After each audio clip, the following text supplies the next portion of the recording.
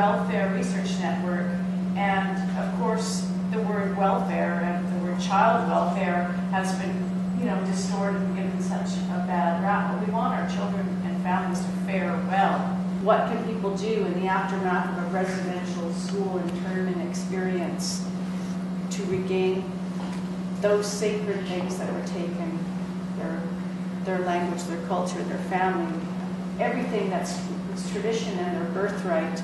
How can different kinds of helping processes really aim to restore those things? That's what I'm interested in studying and working with people about.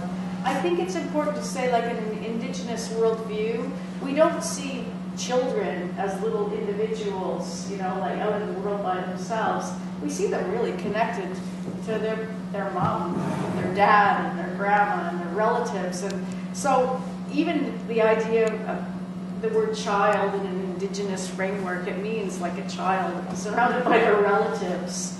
And so we really, we fight for that, in these social work and child welfare settings. That when we say it's a child-centered mandate, we want a child to be safe, but it doesn't mean we want to throw their relatives in the river, put the kid on the lifeboat, and say, oh, see, this child will float, and then those people are disposable. We're really trying to influence practice to work in this holistic way that uplifts mothers and uplifts families and fathers and really helps people live together in the way they want. We volunteer for the network to do this work because it is part of our activist commitment to nurture the soil, the ground, the earth, so that this research process will be easier for us in the mainstream world. So we're the ones dragging the plow here at the beginning, and thank you for your help with this heavy machinery because it's going really slowly.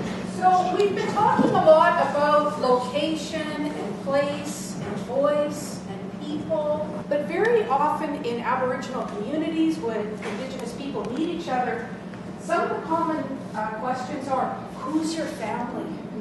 What's your name? Because we recognize each other's names, families, we know the ancestries, communities. There's a real commonality there. So when we locate ourselves, we can do that with a little bit of fun and humor too. And moving into circle for our work, as we did in the morning, that's our way. Using circles are our way. They're the way that we connect. Nobody we're all the same level when we're in the circle. We're all the same importance. We all hold the same space in our circle. And one important piece that I use in circle work is I never use numbers for circle work. When I'm dividing people up into groups, into small circle groups, I remember an elder telling me, please don't ever use numbers. Use our relatives, the animals. And that was an important lesson for me, that when we do group work and make smaller circles, we use our relatives, the animals. We don't use numbers because numbers were given to children in residential schools. I want to hear from each of you a little bit about your location. If you had to choose a song that best describes where you are at in life, what would it be? I still haven't found what I'm looking for because we are here still looking. Whether it be our inner being, the four aspects of the medicine wheel, we continue to look, we continue to march. And that's research as well, isn't it? Yes. It's exploration, it's experimentation, it's examining and looking at it, and we still haven't found what I'm looking for. You use You Are My Sunshine.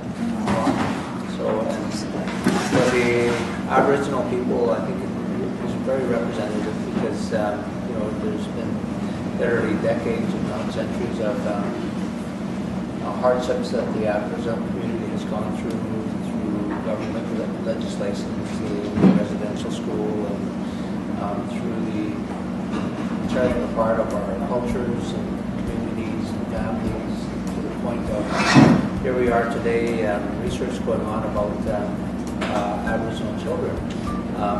And hearing their voice, which I think is very important.